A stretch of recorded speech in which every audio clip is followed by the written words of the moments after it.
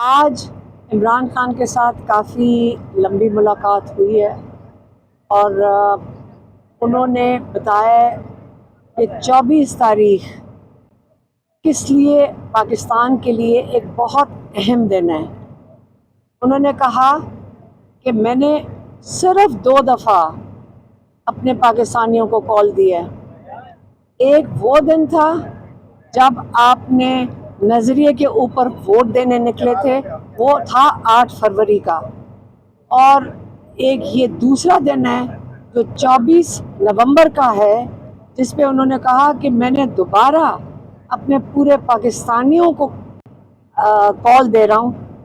کہ یہ بہت اہم ہے، یہ فائنل کال ہے۔ یہ وہ دن ہے جس دن آپ 8 فروری کو آپ نکلے تھے اپنے حق کے لیے، آپ ایک نظریے پہ نکلے تھے۔ آج آپ نے اسی نظریے کو بچانے کے لیے آپ نے ووٹ دیا تھا، آپ نے نظریے کے لیے ووٹ دیا تھا، اور آج جو 24 تاریخ ہے اس کے اندر آپ نے اسی ووٹ کو واپس لینے کے لیے آپ نکل رہے ہیں، کیونکہ یہ آپ کا ووٹ چوری کر لیا گیا تھا۔ یہ غیر آئینی چیز ہے، کیونکہ ہم آئین کی سارا دن بات کرتے ہیں، یہ آئین کے بالکل برخلاف ہے۔ یہ بڑی سیریس چیز ہے دنیا میں بھی اور پاکستان میں بھی کہ آپ کا ووٹ چوری ہو جائے۔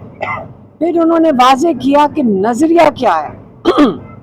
آپ کو شاید خود نہیں پتا کہ 8 فروری کو آپ ایک بہت بڑی نظریاتی پارٹی بن چکے ہیں، کیونکہ جب آخری الیکشن تھا وہ 1970 میں ہوا تھا۔ عمران خان نے کہا وہ ایک الیکشن تھا جو نظریے کے اوپر تھا، کیونکہ پارٹی بیس تھا، نظریاتی الیکشن تھا، جس کے اوپر آپ کو پتا کہ اس کے اوپر بھی اس کو انہوں نے تباہ کر دیا تھا، اس کے اوپر تو پاکستان بھی علیحدہ ہو گیا تھا۔ اور کہتے ہیں اس کے بعد جو دوسرا نظریاتی الیکشن ہوا ہے وہ 8 فروری کا ہوا ہے۔ انہوں نے یہ بھی کہا، انہوں نے آج میڈیا کو بھی بتایا کہ 1985 میں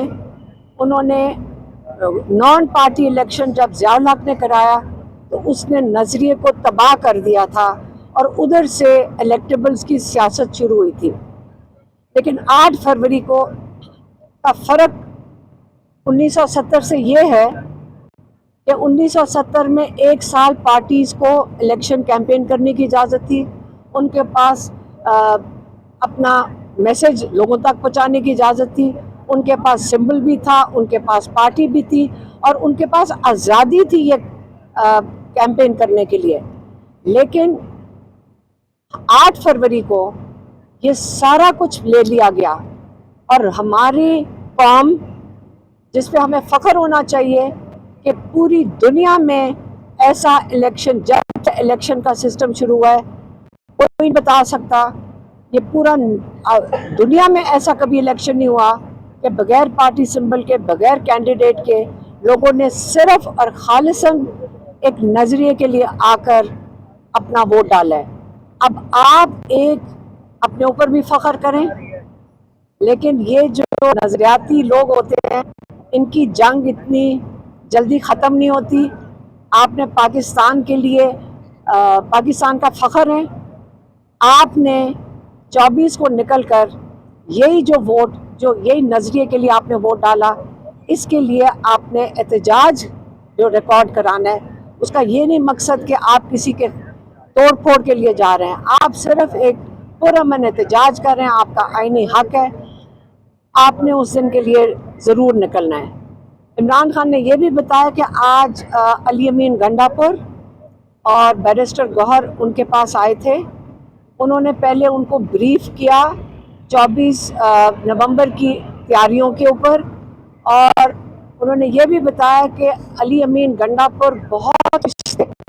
ان کی توقعات سے زیادہ بہتر تیاریاں ہو رہی ہیں، اور انشاءاللہ کے پی سے بہت لوگ اور بہت بڑا قافلہ اسلام آباد انشاءاللہ پہنچیں گے 24 تاریخ کو۔ انہوں نے یہ بھی کہا کہ بیرسٹر گوہر علی امین گنڈاپور نے ان سے اجازت مانگی ہے انہوں نے اجازت مانگی ہے کہ آپ ہمیں اجازت دیں کہ ہم مذاکرات کی شروعات کریں اسٹیبلشمنٹ سے ہی. اور عمران خان نے کہا کہ ہاں پولیٹیکل پارٹیز ہمیشہ دروازے کھلے رکھتی ہیں، لیکن صرف 3 پوائنٹ ایجنڈا جو شروع سے وہ کہہ رہے ہیں وہی ہے. آپ کو پتہ ہوگا اب تک رول آف لا، جس کا مطلب ہماری جوڈیشری، دوسرا جو ہمارا لوگوں کا، ہمارا سب کا جو ووٹ چوری ہوا ہے اس کے لیے بات کر سکتے ہیں کہ اس کی واپسی ہونی چاہیے، کیونکہ الیکشن کمیشن کے پاس ساری پٹیشنز گئی ہوئی ہیں اور ان کے جو جائز ہے پٹیشنز ان کے اوپر فیصلہ ہونا چاہیے. دوسرا اور تیسرا جو ناحق بے گناہ لوگ جو قید میں ہیں ان کو رہائی ملنی چاہیے. انہوں نے یہ بھی بتایا کہ آپ نظریے کو دیکھیں کہ نظریاتی لوگ ہیں جو جیل کے اندر ہیں. انہوں نے خاص طور پہ مینشن کیا شاہ محمود قریشی، یاسمین راشد، ڈاکٹر یاسمین راشد، اعجاز چودھری ہیں اور عمر چیمہ ہیں اور محمود الرشید صاحب ہیں. انہوں نے کہا آپ ان کو دیکھیں. انہوں نے کہا کہ ڈاکٹر یاسمین راشد کے ساتھ وہ کون تھی، اندلیب عباس تھیں، اور کیا بات ہے کہ انہوں نے جیسی ناؤ میں کو کنڈیم کیا وہ آزاد پھر رہی ہے، اور ایک نظریاتی خاتون جو ڈاکٹر یاسمین راشد ہیں، یہی فرق ہے نا، وہ ایک حق کے لیے کھڑی ہو گئی اور ایک آسان راستہ ڈھونڈ کے باہر نکل گئی. تو انہوں نے کہا یہی فرق ہے. اب فرق دیکھ لیں دو لوگوں کا کہ ایک نے تو فوراً ایگزٹ کر لیا اور